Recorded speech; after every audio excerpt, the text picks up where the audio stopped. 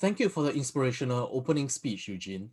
With the ever-evolving threat landscape, it is certainly important that we cybersecurity professionals, practitioners, cyber defenders continuously learn from each other to curb advanced threats. Now, our next keynote speaker is another super heavyweight champion in the cybersecurity space. Let us warmly welcome the CTO and founder of HackerOne, Mr. Alex Rice. Take it away. Hey everybody, thanks for joining me for Infosec in the City, SINCON 2020. Really privileged to be kicking this off from the comfort of my garage out here in San Francisco. Hopefully everyone is staying safe, enjoying and had a good New Year's, and is ready to kick off the year. I've got a bit of a broad topic to cover here around just a set of things that I'm observing in the industry, and how I hope hackers can contribute to a little bit of a better outlook for 2021 than we had in 2020.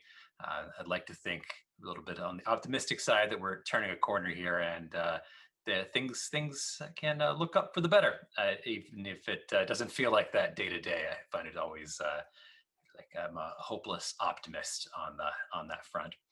So before we start diving in and talking about hackers, my name's Alex Rice. I'm the CTO and founder of a company called HackerOne. We're honored to be a community of hackers or security researchers, pen testers from all over the world that contribute to making software safer and technology more trustworthy. I wanted to share a bit of a story of that I think does a good job of highlighting some of the headwinds that hackers in general have had in making those positive contributions to the world. So it's going to start us off with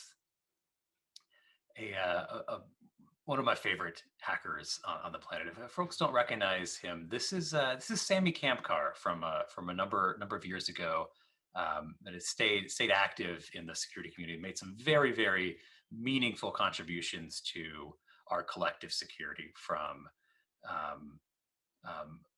technology stacks across the board, from web security to home security to vulnerabilities in our garage door openers, and privacy techniques to make so that websites have a harder time tracking us with cookies and the like. We are all unquestionably safer because of Sami. But I wanted to rewind a little bit to around 2006, 2007, where Sami first introduced himself to the world. Back then, Sami decided to do a bit of a prank on MySpace, the predominant leading social network of the time.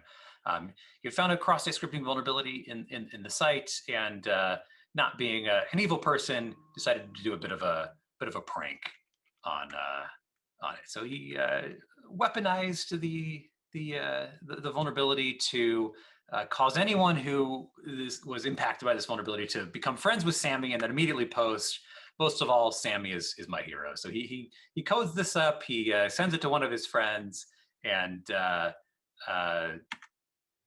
goes to bed. He wakes up the next morning to see that it's working. He's got 221 friend requests on MySpace, and is feeling great about all his newfound friends. Grabs some breakfast, and an hour later has 480 friend requests now, getting quite popular. And that's the moment when he realizes, like, uh-oh, this growth here is looking more exponential than linear.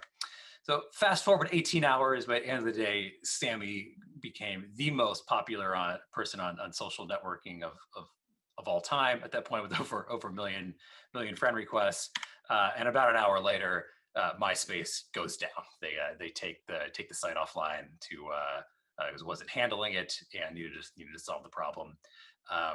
Sami reflects on this now pretty apologetically of feeling very bad about his prank turning out into into this. He didn't hear anything from MySpace for a while. Didn't go through any steps to hide himself like it was his real profile. He was based in Los Angeles, just a few miles away from MySpace headquarters, but didn't hear from them for a bit until it was 6 or 9 months later or so. The FBI pays Sami a visit. Sami ultimately ended up getting about 3 years of probation from any computer usage, and had to do quite a bit of community service as restitution. And I think that's a little bit maybe a justice in some definitions, but a little bit of a disappointing outcome, because Sami is absolutely capable of making more positive contributions to society, as he has since then. He's gone on to contribute to security research, as we talked about. But at the exact same time, there was another social network just getting started. It also had cross-site scripting vulnerabilities in it back at the time, and another pair of young hackers found a cross-site scripting vulnerability and also did a prank.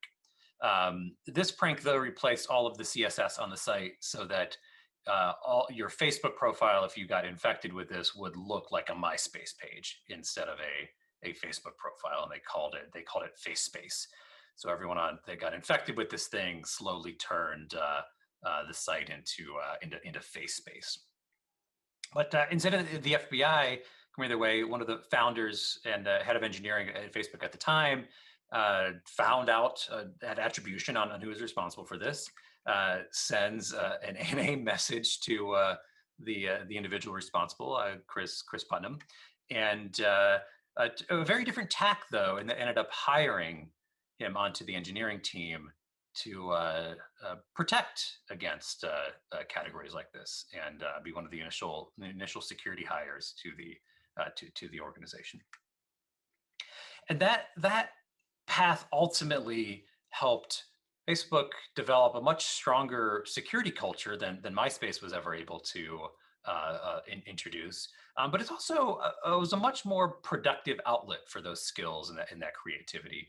And it kind of it's something I reflect on a lot around how should we treat people with skills like this? How do we guide this towards more positive outcomes? And I think we've turned a corner where there's a broad consensus that companies need hackers. They should be hired by companies rather than prosecuted and punished. That's kind of the basis of where we're at in HackerOne. Today, there's about 2,000 organizations on the platform that invite hackers to participate in an ethical, productive manner. And those hackers have resolved over 200,000 vulnerabilities, and I'm very pleased to say that we've made them $125 million richer, which is just a fantastic contribution, both to them, but also to all of our digital safety. So one of the first themes I was going to cover here is the concept of just who are these hackers, what good can they provide to society, and what how do we all benefit from this? We really think about hacker as a very broad definition, originally defined back at MIT in the 70s. In their hacker jargon file, they defined it as someone who enjoys the intellectual challenge of finding creative ways around limitations. And I think this really nails the heart of what it means to be a hacker. It's about encountering limitations, finding ways around it. No mention of good or evil, right? Motives are kind of secondary to just that creative pursuit of finding a way to do something that wasn't possible. We spent a lot of time trying to understand who hacks today. Why do they hack? What do they look like? One of the most incredible strengths of the community is the diversity of backgrounds and perspectives and takes on security. So I wanted to share a little bit about of the hackers that we work with in the HackerOne community. Who are they? What do they do? Where did they come from? How did they get into this? And spend a little bit of time talking about that. Vast majority of them are in the 18 to 24 range, or really 18 to 35. Um, and It's not a long tenured career. Most of the people entering the industry today or practicing hacking skills on a regular basis, surprisingly, have not been doing it for very long, which is great to see, um, and also I hope speaks to the level of opportunity that exists for these skills. It's something that you can get good at in reasonably short time horizons when people really set their mind to it and practice, which is both good news and bad news, because the inverse of this is true for criminals that are learning hacking skills. Like the folks that we're up against, it does not take that long to become relatively competent at breaching software security. Um, and we've seen the impact of this on the negative side, the negative effects of this on criminals that are able to breach, or kids that are able to prank large social networks.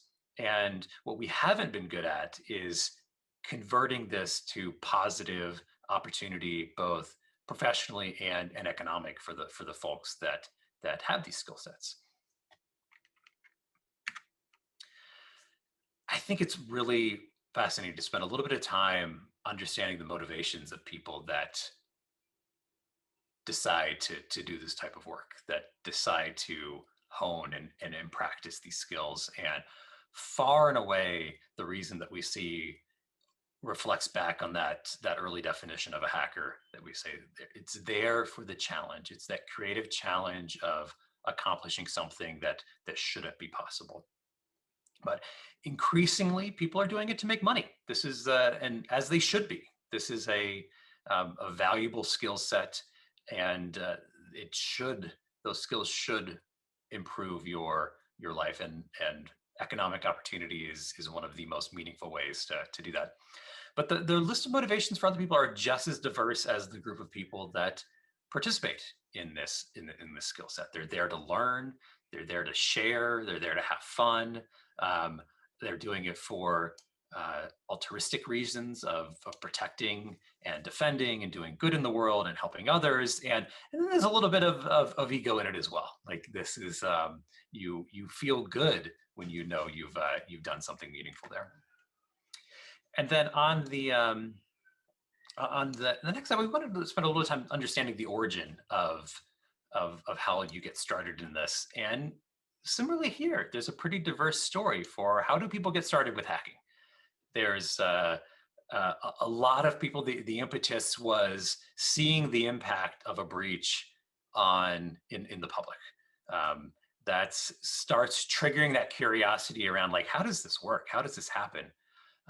Some people have stumbled upon vulnerabilities themselves, or engaged in forums and chat rooms where other hackers were already sharing how they did it, and they got hooked from that perspective.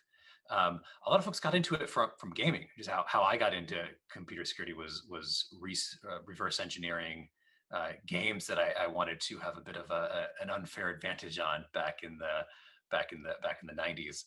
Didn't view it as a computer security career at the time, but the skill sets picked up there lend themselves very well to the security industry as a whole. But secondly, where there's the biggest opportunity for starting people into hacking is in school. Very few, almost an astonishingly small number of the security professionals today learned their skills or got started on this track in a structured education environment. And I think that's a critical area that we need to figure out how to move into, to get more people out there protecting us and doing good here. Hacking is, in some cases, a full-time job. In some cases, it augments a full-time job, but the vast majority of people who are contributing to this broader vulnerability disclosure practice aren't doing it as a full-time activity. It's something that they dabble in. And as we really dig into this, we see that this is key to being effective at it. The best security professionals don't necessarily specialize in one particular area. The how do we overcome some limitation is the ability to do that is stronger the broader your base. And so folks that are software engineers during the day, but set aside a few hours a week to do the opposite of that are very effective at the type of work that they do. Not true across the board. There's certainly elements of security where going very deep into an area produces the best outcome, and you see that reflected in the in the data here as well. But this diversity of how much time should you dedicate to it is a promising trend, we think. And then finally, overwhelmingly, folks that have this skill set have been able to leverage it into full-time employment at a particular place. And this is ultimately where we need to get to. We can't just have people on the outside looking for vulnerabilities and breaking things. You have to be part of the solution. And it's hard to be part of the solution if you're not part of the company that's ultimately building these things. So we think it's fantastic to see people that develop and leverage these skill sets start joining companies to practice these skills full time. There's a bit of a U.S. centric look on it today, but I really wanted to hope folks take away the message here that we need hacking. It is a good activity. We cannot build secure software without it, but we are not equipping the next generation of people to bring this skill set to the world. The training and on-the-job training is inadequate. Organizations aren't investing in training. There's far too many unfilled cybersecurity jobs, and the vast majority of computer science programs and college degrees in general don't incorporate this into their work. And so we're working on changing this. And I'd encourage everyone listening to this, if you have an opportunity to give back to the education system or incorporate this into formal programs or build these training programs, it's one of the highest value activities we can do as security professionals in 2021 and beyond. So changing track a little bit from hacking to good, I wanted to spend a little bit of time talking about what should we prioritize in the face of all the different things we have to prioritize in defending technology.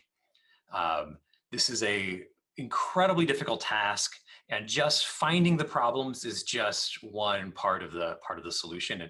And then once we know about it, what do we do about it often becomes overwhelming for CISOs and CIOs and heads of engineering or anyone responsible for building secure technology. What you do once you know you have a problem is an overwhelming task for many folks. One of the most useful things that I found for organizing these teams after talking to many of our customers that struggle with these challenges is the ones that are doing it the best have kind of broken from a traditional security perspective of mitigating risk completely, but instead orient themselves around speed. And I think a talk from Black Hat last year by Kelly and Nicole, I'd highly recommend about going a little bit deeper into how to think about speed as it applies to security. And I like the way that they framed it, that I'll summarize basically as good security teams have the mindset and the expectation that their security controls are going to fail, and they plan for it. It's not a question of, will the security control fail? Every control that you develop is done with the mindset of, it is inevitable that this control will fail. What then? And then with that mindset, you start to move yourself away from, your goal is not to avoid incidents. Your goal and your orientation is to continuously improve your ability to respond to those incidents. And then there's one key outcome from this, which is, if your information security program is focused on avoiding failure, whether you're tracking the time between failure or the number of incidents, or you're counting bad things that happened, all of those metrics will lead you astray. And I encourage you to spend a little time thinking about what this means. If you were to reimagine defending technology with the expectation that everything's going to fail, we are not going to avoid incidents, but we want to be as efficient as we can about them. And counting bad things or counting failure or focusing on failure is the wrong orientation. Similarly, Katie here, in pursuit of what metrics to track, has something that I found very effective at our own program at HackerOne, but for many of our customers, which is the percent of vulnerabilities that you're remediating within an SLA. It's a very simplistic metric, but it's an incredibly powerful one at assessing, are we getting better at responding to vulnerabilities? And this is an example from with a vulnerability management and vulnerability disclosure lens on it. But this is a far better metric than what you traditionally see in those places, those spaces, which are often based around quantity or completeness or risk scores. And if you kind of ignore all of that for your program and instead say, our goal is to be as fast as we can here, and orient around speed and learning is a very, very powerful way to approach this. So we track this for all of the programs that we host on HackerOne. We try to guide and consult customers in this direction around, look, time to resolve, how quickly are you remediating is one of the most important signals of maturity for your program, and one of the best things that you can do for risk. So the whole product experience is oriented around getting things remediated faster. What's happening? You see, there's a bit of a delta across industries. In some cases, this is a lot harder than others. And for our, it's like spending 57 days to fix and remediate issues in the aerospace industry is actually pretty good. These are more surprisingly mature organizations in the data set that we have here, whereas folks like cryptocurrency companies, like, not spending too long to resolve incidents is a big problem for someone where the stakes are that fast for them. So there's a spectrum here, but the median's actually not bad. It was about 17 days for 2019. But unfortunately, we've had after several years of progress there, from going from about a month in 2017 down to 17 days in 2019, we were on track with it improving, but we've been seeing this slowly creep up again post COVID. We're back up to about 20 days again, being the median time to remediate across the sample set that we have, which I think speaks a lot to the challenges that we've had during COVID, and to me was one of the more worrying trends of cybersecurity. We're all trying to do more with less. We've got more folks working from home. We've got an expanded attack surface. Like the challenges that we've had during COVID have taken a toll on every organization out there, and it's reflected in our ability to respond faster to security problems. I think we urgently have to start turning this trend in the other direction. We've got to adopt to this new normal of working. We've got to figure out how to get properly resourced, properly staffed, and the business aligned around speed being ultimately what we need to focus on to make meaningful progress and protect our customers. So I hope we start pushing this in the other direction again. We're playing a close eye on it. I'd encourage anyone who's in a defender position to start making this one of the most visible metrics that you have for your executive staff and your stakeholders.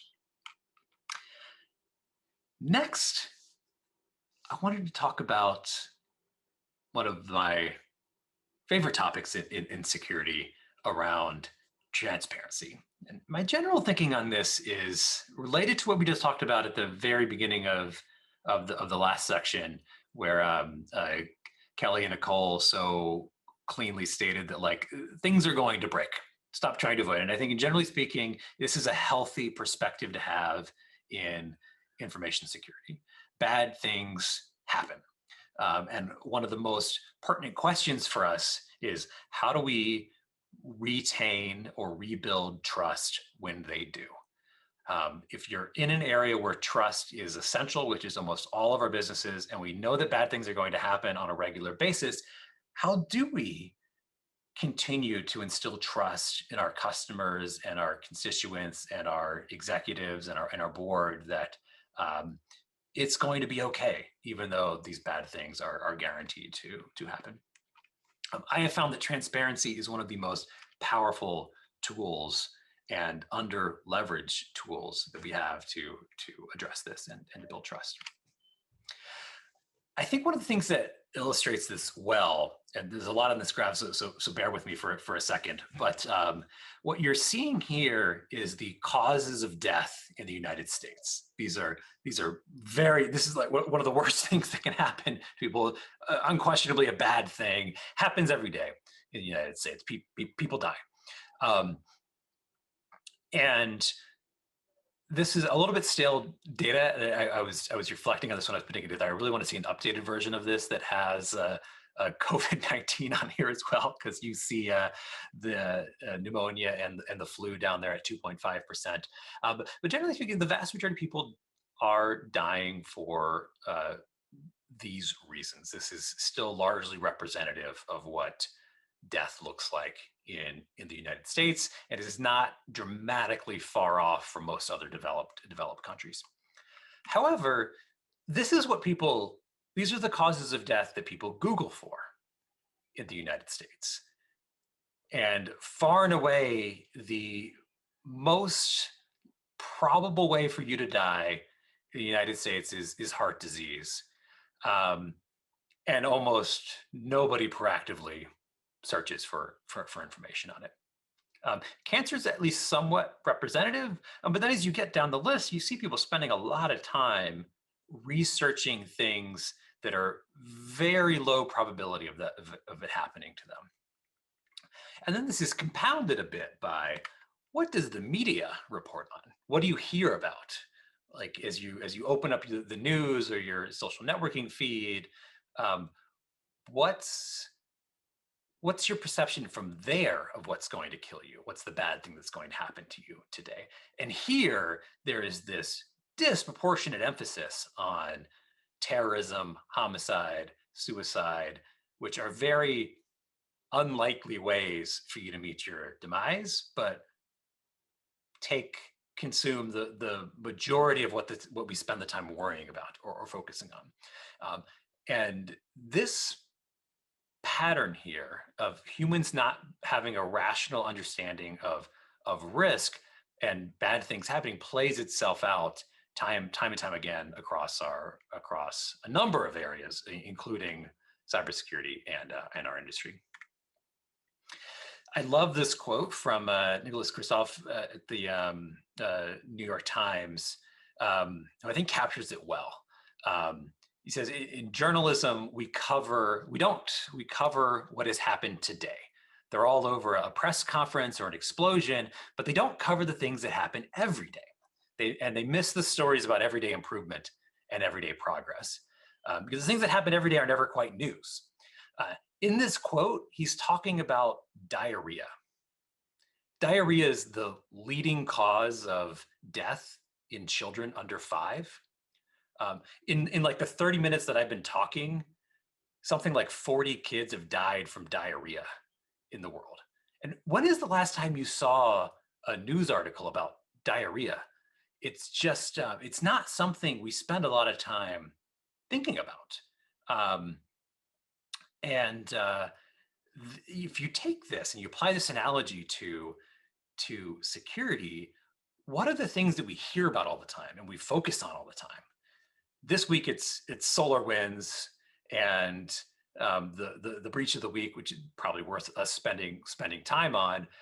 But I guarantee you, since SolarWinds has broken, there's been thousands of bad things happening at organizations that don't have SolarWinds deployed and are probably not going to have a similar level attack against them, that are just getting ignored and not getting our attention, and we're not learning from. And I find this to be a really helpful framing for what should we be worried about today, and trying to take a balanced perspective to what are the bad things that are going to happen, and most importantly, how do we talk about them in a way that shows this everyday improvement.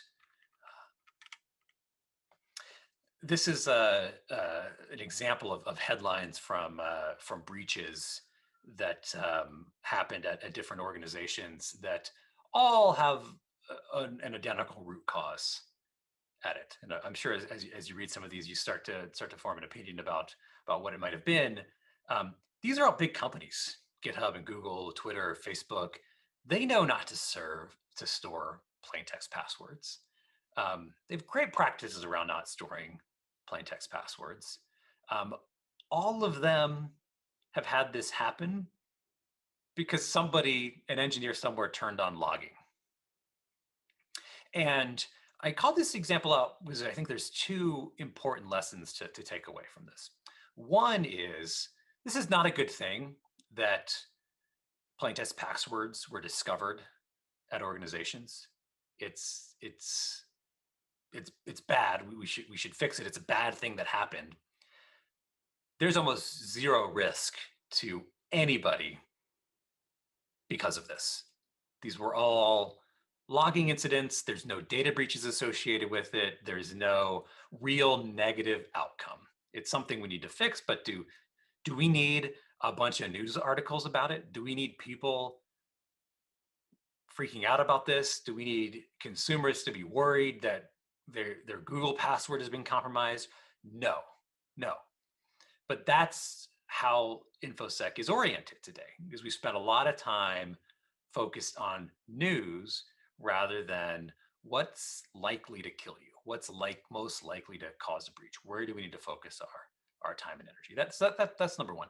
Number two here is the root causes associated with these. Even though all these organizations have the same problem, there is no learning mechanism for them to learn from each other around exactly what happened. How do I prevent this? How do we detect it? How do I know? So everyone is left to their own devices to try to interpret from these news articles what this means, what you should do about it, and whether or not it matters.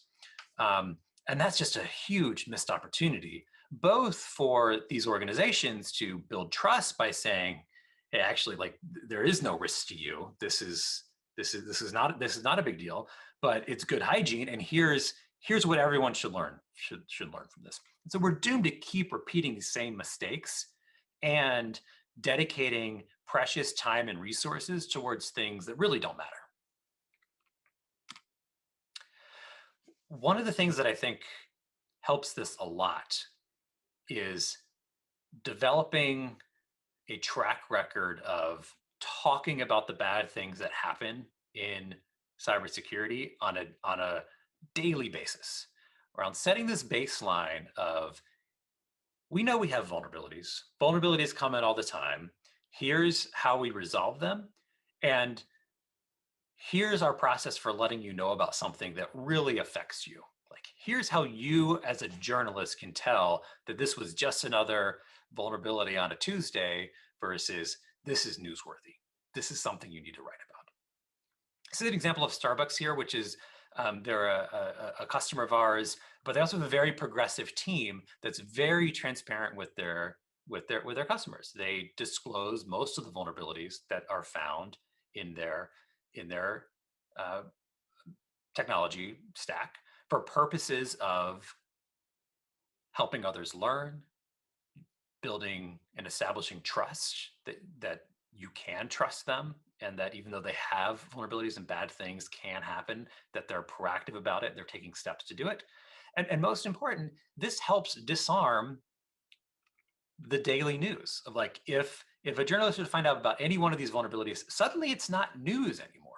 It's just another vulnerability that everybody has, and sorry, it's not news.